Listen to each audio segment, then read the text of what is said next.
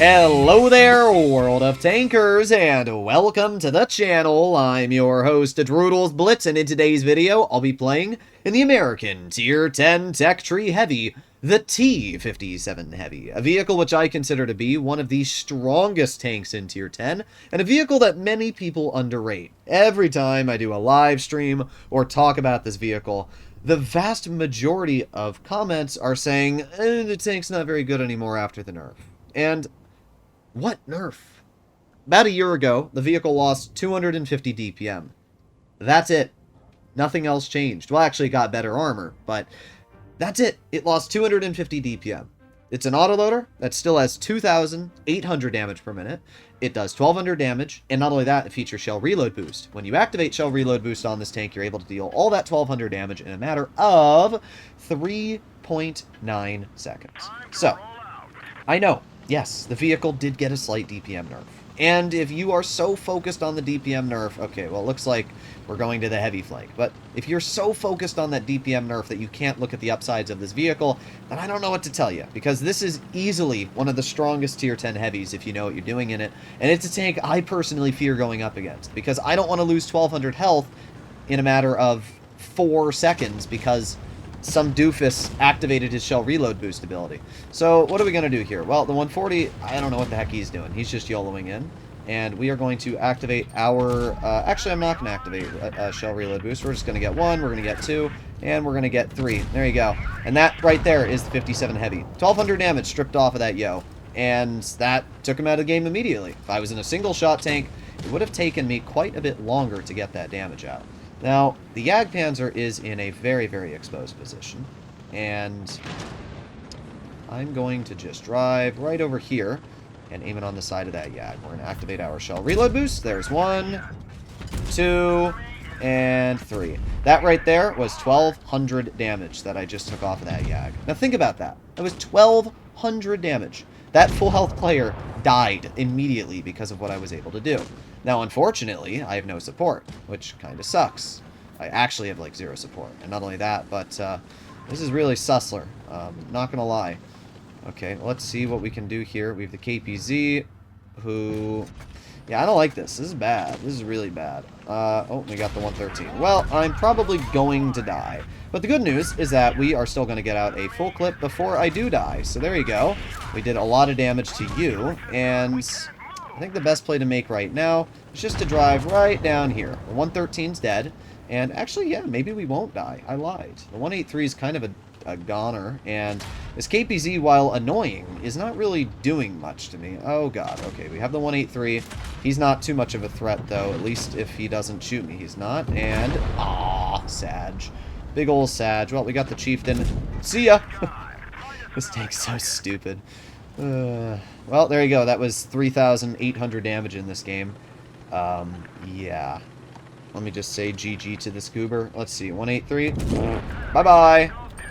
So, what are you going to say about the 57 Heavy after watching this game? I mean, sure, I kind of put myself in a bad spot after clipping the Jag, but it didn't really affect my game at all. We did 4,000 damage, assisted 1,200, and rolled out a victory just so easily. And you can see why this tank is so stupid. 1,200 off the yo in 5 seconds, he's dead because the 140 gets away with YOLOing him. Then the Jagdpanzer, we activate our Shell Reload Boost. In 3.5 seconds, we dealt a whopping like 1,300 because we got high rolls. So we did 1,300 to the Jag, 1,200 to the yo. You combine those two together, that was already around 2,500 damage dealt. And then all I did was clip the 113 for another 1,200, and that was like 3,700 damage. So, yeah, that was my game. And then we just got a little bit extra by shooting the Kampfpanzer, who was a one-shot, and by shooting the 183, who was a one-shot. So, yeah, this tank, when you can get that gun to just clip, is where it is so dangerous. And now that Wargaming buffed its reverse speed by 1, going from 12 to 13, it allows this vehicle to at least get out of some situations a bit faster. Not only did they buff... Oh my god, what are we doing? What are we doing, 183? You can drive this way easily, and you're driving into me. Crazy. But, yeah, they buffed the mobility on this tank, now going at 37 kilometers per hour. instead of 35, and because it has a good power to weight, it easily accelerates up to that speed. So honestly, this is just a great tank. Ah, yes, and there you go. Our Kampfpanzer is sitting on the ridgeline. Hopefully he helps me out on medium flank. They have an STB-1 and a Bosch-Option 25-ton named Booger. Booger. Oh, man. Alright, well, we'll see what happens here. I'm not too confident about this, but we'll see. I'm not confident about this at all because nobody has been spotted on the other side of the map. Oh, yep, there it is. Alright, well, we have the Yo, we get 1 shell, 2 shells, and 3 shells. Now that... Oh, wow, we low-rolled the crap out of that. We actually, like seriously low-rolled that. 1,200 potential damage, we rolled 1,056. Like, really, Wargaming? Really? That's kind of wild when you think about it. The good news is that we still got out a lot of damage into that Yo, and with that STB getting nuked, that's also quite substantial for us. So we'll see if I can push up here again. And where is this Yo? Interesting. Very interesting. Okay. I thought that Yo was going to poke, but I guess not. He thought that he was going to get away with an aggressive maneuver, but you can see just once again where this clipping potential on the 57 is so dangerous. So our KPZ is getting some good bleeds out. We're going to reload ourselves, and we're just going to move right up over here. There's the Yo. I don't really care about that, though. Let's see. Let's see. I'm trying to think of how I want to deal with this situation. What I'm going to do is I'm just going to jump right on down. Coming down to Fancy Town. Yep, there's 1, there's 2, and 3. See ya. So, was that worth it, Yo? Gamer Pro. Yeah, well, it doesn't matter how pro you are if you get absolutely crapped on. I don't know if we're going to get any more damage this game. I went to medium flank, which I personally believe to be the right play, but at the end of the day, it doesn't look like we're going to be able to get too much more out this game. Maybe I can shoot this 57, but looks like he's going to jump down. The XM66F is the only other player left I might be able to get some damage into. But the XM is sitting in a position we're not going to be able to get to either. So, rather sadly, at least as of now, it's not looking like I'm going to be able to get too much more damage out. I'm just going to speed in as quickly as I can. Ooh, you know what? The KPZ bounced him again. It's possible. We are faster than all of the tanks we have on our team right now. And that's the KPZ's first shot. So if I'm able to, come on, go, go, go. KPZ's going to get another pen out here. We're going to activate our shell reload boost, and we're going to get 1 pen and 2 pens. You know what? I'll take it. It wasn't anything incredible, but we did some damage, and we got a win. At the end of the day, on Castilla, you have to submit your heavies to the medium flank. Because if you don't, what ends up happening is your mediums die. And you don't want that to happen. So we did fine. We still did top on that team. Our whole team did a pretty solid result, and their whole team sucked. So it's not that surprising. And, oh well. I mean, we also low-rolled our first clip quite a lot. Should have been 1,200, and we rolled 1,050, which means we literally could have gotten an extra 150 damage in that game, but the game kind of robbed us. So why not do one more game of the 57, even it out for the best of 3, and see what we can do here. We're on Mines, which is not a great map, but thankfully, because this is an American tank, it has gun depression. I think every American vehicle basically has gun depression, apart from the E4 in Tier 10. E5 is 8 degrees, M48 Patton has 9 degrees frontally, E3 has 8 degrees. I mean, all of them have really good gun depression. It's just the E4 that doesn't at its measly 6 degrees over the front and 4 over the sides.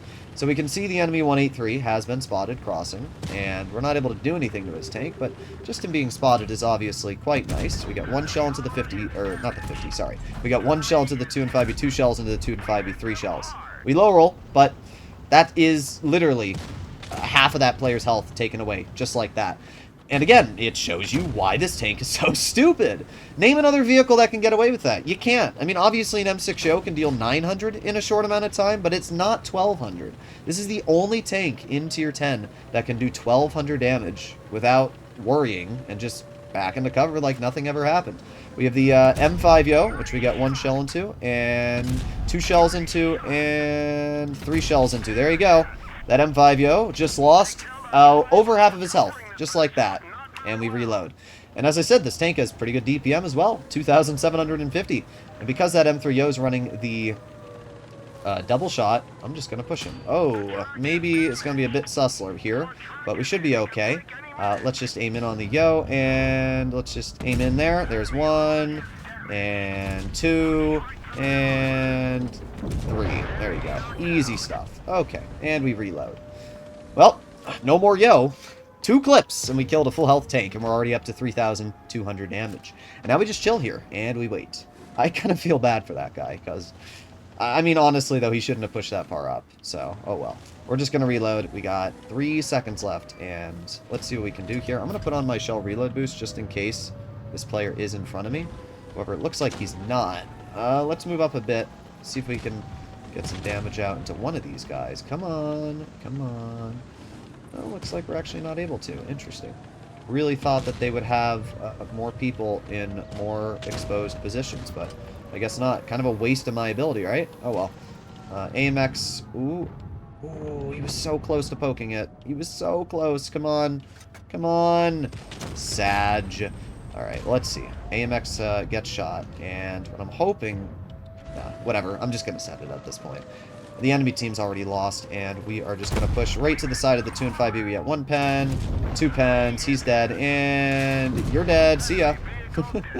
4,200 damage. Hopefully the AMX bounces me. Chances are he won't, but we'll see. We will see. Yes! Oh, you are donezo. I'm just going to turn your turret to the side, and our team's going to kill you. There you go. So that was a better game to finish off with the 57 Heavy. This tank is stupid. It is really stupid. The fact that we can just, right at the beginning of the game, put on our shell reload boost and turn a full health 2 and 5B into literally, like, sushi is just insane. We chopped him to a billion pieces, took half of his health off, tracked him, and backed in the cover. Even repairing his trap wheel would not have stopped him from being clipped there. And then we clipped the yo. I mean, the tank is just wild. I really like the 57 Heavy. I think it is incredibly underrated, and if you want a vehicle that is able to just do insane amounts of damage, this is the tank you want to go for. Let me know in the comments what you guys think. I'll see you in the next one. Bye-bye!